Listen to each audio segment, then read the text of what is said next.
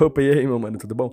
Bom, essa é a parte 2 de um vídeo que eu já fiz na semana passada falando sobre One Piece também, que no caso é a parte um, ela já tá disponível no meu canal pra você ver, então entra lá, dá uma assistida pra você entender melhor o vídeo e depois você volta pra cá, beleza?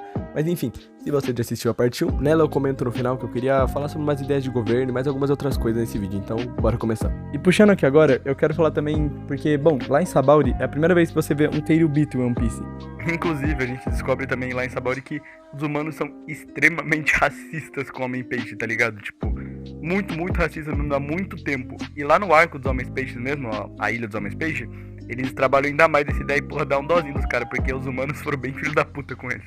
E aí que você vê como o governo daquele mundo é realmente um governo maldito, né? Porque, porra, os Tenryubitos são simplesmente pessoas que são descendentes de muitos e muitos anos dos criadores do governo mundial e eles podem fazer simplesmente o que eles quiserem. Se eles quiserem matar alguém, se eles quiserem, até mesmo, cara, eu acho que se eles quisessem estuprar alguém, eles poderiam fazer isso em público que ninguém ia ligar. Eles simplesmente andam em cima de pessoas como se elas fossem cavalos, meio que elas não podem nem falar. Eles são uns malditos, porque eles fazem o que eles querem, não estão nem aí pra nada e se acham superiores, sendo que eles são só uns bostas aleatórios da vida, mas eles se acham os fodões. Por exemplo, aquele Sir Charles. Ele é o personagem mais desprezível de One Piece, na minha opinião. Que cara ridículo. Ele quer comprar os outros, inclusive tem leilão disso em Sabaody. Eu acho que isso é muito pesado, que é onde você compra pessoas, literalmente você compra pessoas pra fazer trabalho escravo. Aquilo lá pra mim é muito pesado. E também outra coisa sobre os Tenryubitos é que eles são tão arrogantes, mas tão arrogantes que eles nem sequer querem respirar o ar que as outras pessoas. Então sempre que eles saem de Marojose, que é o lugar onde eles ficam, eles saem com aquela maldita bolha, porque na cabeça deles eles não podem respirar o mesmo ar de pessoas inferiores.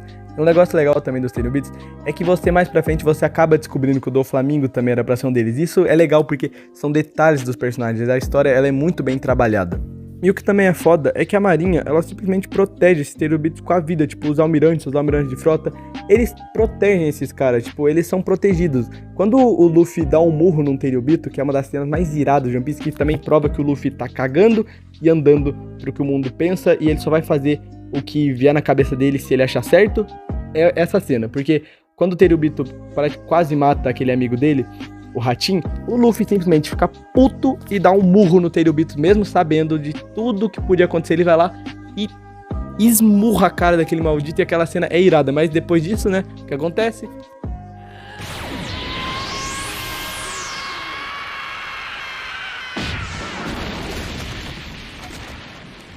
Vem o pessoal, vem os pacifistas, vem o Kizaru e eles dão um pau na tripulação do Luffy. E se não fosse o Kuma naquele momento, todo mundo teria ido de base. Isso é legal também de você ver o Kuma, que o Kuma, ele tem uma puta história também, que ele era do exército revolucionário, trabalhava junto com o pai do Luffy, então tudo que ele fez lá naquele momento foi pra ajudar a tripulação do Luffy. E isso eu acho muito legal, porque na época quem não sabia deve ter ficado tipo, caralho, o que esse maluco fez? Por que ele fez isso? Mas quando você sabe, você realmente acha incrível, porque é foda, tipo, o Kuma, ele realmente salvou o Chapéu de Palha. E é interessante você ver também que muitos personagens têm ligação com o Tenryubito também, tipo o Shanks. O Shanks tem teorias que ele seria um. A Hancock, ela ia ser uma escrava de Tenryubito. Ela só foi salva por conta do Fisher Tiger, que ele acabou aparecendo por lá, né? Desfez toda essa porra de escravidão aí, libertou geral. E também a Hancock, ela gosta do Luffy em One Piece. Muita gente não sabe, porque não chegou nessa parte, mas ela gosta dele. Porque, bom, ela sabe que ele teve toda a treta com o Tenryubito, que ele deu um murrão no Tenryubito. E também porque ela acaba vendo também a cena do Luffy, ele simplesmente querendo salvar a imagem dela e das irmãs, pulando nas costas da Sanderson, sem nenhum motivo pra fazer isso, ele só é uma pessoa boa, ele quis ajudar elas, e não revelando pra ilha a marca dos escravos que elas têm nas costas, que os Tenryubito marcaram nelas.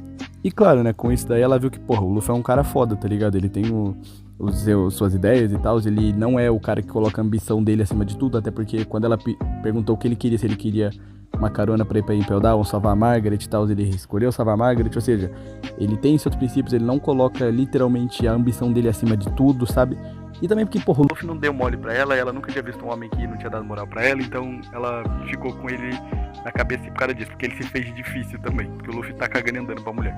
Eu acho que é isso que ajuda também One Piece, porque o protagonista te cativa muito, e os personagens secundários também, porra, vamos falar, o Lau é um personagem irado pra caralho, a história dele é muito irada, o Ace, mesmo aparecendo pouco, ele é um personagem pica demais, quando você vê os flashbacks dele com o Sabo, com o Luffy, e você acha que o Sabo morreu, tipo, dá muito peso pra história. E esse do Sabo me pegou bastante, porque eu não sabia tanto, mas aí que eu vi que era literalmente um negócio de desigualdade, onde tinha o reino lá das pessoas nobres malditas que se acham superiores, e o reino das pessoas mais como se fossem os pobres, eles ficavam em reinos diferentes. Porra, o reino dos pobres não tem praticamente nada, é só um monte de lixo e sucata. E aí, quando você vê que os nobres queriam literalmente queimar todo o lixo de lá, e o lixo seria até mesmo as pessoas, eles matariam todas as pessoas de lá, só porque um Tenryubito ia chegar na cidade dos ricos, eles simplesmente queriam fazer um genocídio para os Tenryubitos não ficarem com receio de ir na cidade deles e verem os pobres do outro lado. Tipo, cara, eles são muito desgraçados se você for ver assim. E o povo da cidade sabia o que ia acontecer e não tava nem aí, tipo, as outras pessoas não importavam pra eles.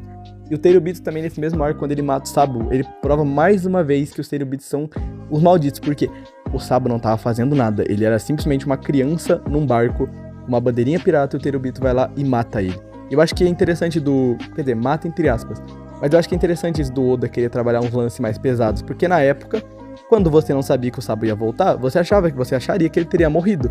Então, tipo, eu acho legal do Oda realmente tentar trabalhar umas coisas mais pesadas, assim, na obra. E detalhe, falando agora um pouco do Sakazuki, o Akainu, é interessante porque também, porra, o Akainu, ele se diz todo da justiça e tal, mas naquele instante de Ohara, ele simplesmente mandou matar um monte de pessoa inocente a troco de nada. E aí que você vê como aquela justiça é deturpada. Eles preferem colocar o que o governo manda, aquela justiça maluca lá deles de não poder ter as informações, não sei o que, vazadas, eles preferem colocar aquilo acima da vida de pessoas inocentes. O Akainu é um maldito, porque ele... Mano, se entrasse marinheiro nele na frente lá de Marineford e não quisesse deixar ele passar, ele mataria. Ele teria matado o Kobe naquela hora. E é interessante você ver também que o Akainu, ele teve cena censurada no anime, porque o que ele fez com o Barba Branca foi brutal. Ele literalmente arrancou metade do rosto do Barba Branca e aquilo não foi passado no anime. E eu acho que deveria ter sido passado porque daria um peso ainda mais pro Barba Branca ter ficado de pé por todo aquele tempo. As questões do Garp também me pegam muito, porque é bem complexo você pensar que, poxa, ele tava lá na hora e não conseguiu salvar o Ace porque ele não conseguiu decidir direito o que ele faria. E ele se culpa muito por isso até hoje. Eu acho isso legal, porque mostra que o personagem... Ele é um personagem muito vivo, ele tem muito sentimento. A maioria dos personagens de One Piece são assim, eles são muito humanos, eles são muito bem feitos, muito bem criados. Sabe, a construção de One Piece também, quando você vê, ela é muito boa, porque tem muita ilha, tem muito lugar diferente. Os lugares de One Piece, pra mim, tem uma estética muito legal, é muito diverso as coisas de One Piece. As culturas que você vê em One Piece, por exemplo, a Ilha dos Homens Peixe, a Ilha de Zou. É um negócio muito interessante de você se assistir. O mar é lotadão de criaturas diferentes, tem um monte de bicho esquisito, se você for ver também, tipo...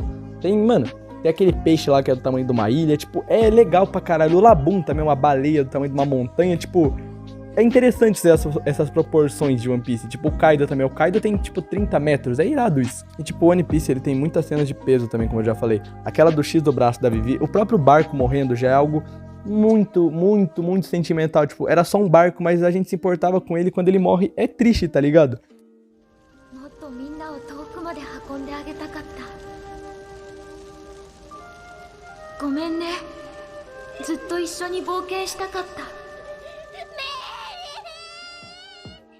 E outra coisa, One Piece tem pra mim, tem um dos arcos melhor, assim, adaptado do anime e mangá de todos os tempos, pra mim, é Impel Down. Eu acho Impel Down simplesmente incrível, tipo, todo o negócio do Luffy indo lá pra salvar o irmão dele, ele simplesmente invadindo a prisão mais foda do mundo pra salvar o irmão dele sem se importar com nada. O sacrifício do Bon Clay no final, que ele não vai com o pessoal, ele fica lá. Porra, cara, aquilo lá é muito triste, mano. O Magellan também, que é um personagem foda. Tipo, cara, Impel Down pra mim é um arco incrível. E também tem um negócio, One Piece, ele consegue ser cômico às vezes. É engraçado algumas coisas que você assiste, tipo, o próprio Bug. O Bug fala um monte de porcaria, o Frank fala um monte de porcaria, o Sanji sendo meio taradão eu acho engraçado, o Brook também. O próprio Zoro o Zoro com o Sanji se tretando assim, eu acho muito bom aquela relação dos dois. É legal de você assistir. Ele te faz querer assistir, porque os personagens interagem muito bem entre si. Parece até o príncipe de um rei. Do rei do gado. Vou fazer um café pra todo mundo. Eu prefiro um rango, Sandy. Tá, depois eu faço. Agora vai tomando o seu café e não me enche o saco, tá? Tá bom, mas olha só. Café não enche o bucho, não. Se encontrarmos algumas joias, isso seria de grande ajuda pro nosso navio, não é? Hã? Eu também vou com você! Quê? Você não tava morrendo de medo, não? Ele acha coisas históricas. Capitalista do inferno! 54 bifes! Vou querer 55 tortas! 60 bifes! Me vê 70 tortas! Quero 80! Me manda 100! Qual é a tua? Eu te vi uma porrada! O que é isso? Tá virando briga, seus trouxas! Dei sorte, achei uma fruta gigante, vou encher meu bucho. Que é isso, hein? É pedra, hein? Oi, Sop! Toma essa fruta de presente! Por que você não taca a mãe pra ver se ficam doente? Hã?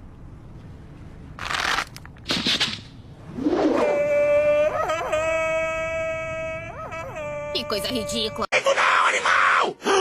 Ele acabou de ser descongelado. Como é que consegue estar com a corda toda? Que incrível! É que eu sou o cara! É o quê? Tá todo enrugado, parece meus ovos! Ó, isso não é bom não, hein? Eu dei rabo de arraia, pescotapa, meia lua de compasso, queixada e não deu jeito nesse treco. Isso aí, bora cantar! O vento gelado que sopra no vazio do meu coração anuncia que perdi algo importante. Segura aí, moçada, o sertanejo do ciborgue.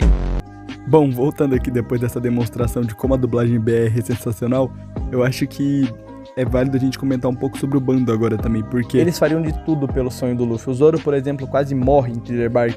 O Sanji lá em Holy Cake, que eu ainda não assisti, mas eu já sei a história, ele faz tudo lá pelo bando dele também, por causa da Big Mom e papapá. E o Zoro, cara, aquela cena do Zoro, de verdade, pra mim, eu acho que é a melhor cena de One Piece. O Zoro todo cheio de sangue lá, falando que não aconteceu nada e que ele nem queria que falasse isso pro Luffy, porque pra ele aquilo lá era obrigação dele. Tipo, é muito foda isso, você vê como o Luffy tem o respeito deles. なんだこの血の量は！おい生きてんのか？あいつはどこだ？ここで何があった？何もなかった。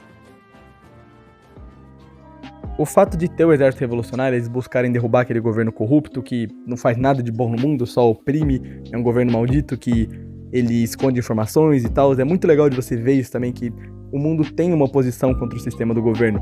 Os próprios Chapéu de Palha, eles, no final de tudo, eu acho que eles vão derrubar o governo, vai acabar acontecendo, porque o Luffy quer a liberdade, o Luffy quer a união entre os povos, ele quer que o mundo seja um lugar bom, assim, o Luffy é isso. O Luffy não é um pirata mau. E aí é legal você ver também que o Luffy, ao decorrer do tempo, ele acaba sendo visto como uma figura muito importante em vários lugares que ele passa, por exemplo, em Dressrosa. Quando ele derrota o Doflamingo, ele simplesmente liberta aquela cidade, então ele acaba fazendo uma ação muito boa para aquela cidade e as pessoas passam a ser gratas a ele. E outra coisa que eu tenho pra falar também é que, cara, eles são muito bons em fazer você querer ver os personagens atingindo o objetivo, porque, porra, maluco, quando tu vê o Sanji encontrando o Blue, o Zoro virando o maior espadachim derrotando o Mihawk, vai ser muito pica, o Luffy virando Rei dos Piratas, mano, eu acho que, sem zoeira, o final de One Piece eu acho que tem potencial pra parar o mundo e ser uma das melhores finalizações de obras já feitas.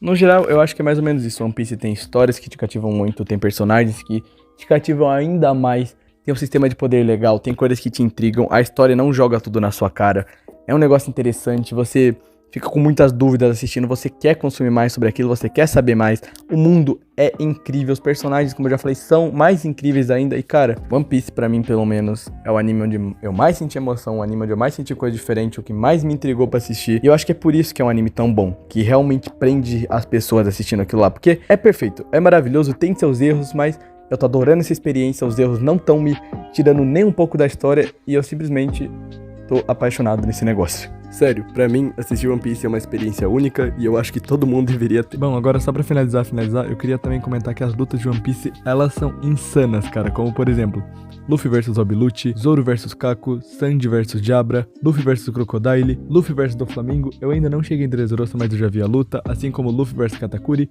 Luffy vs Kaido, eu também já vi essa luta, achei muito irada. Big Mom vs Kid Lao. Sério, Zoro vs King são lutas muito boas. One Piece manda bem demais no quesito luta, na minha opinião.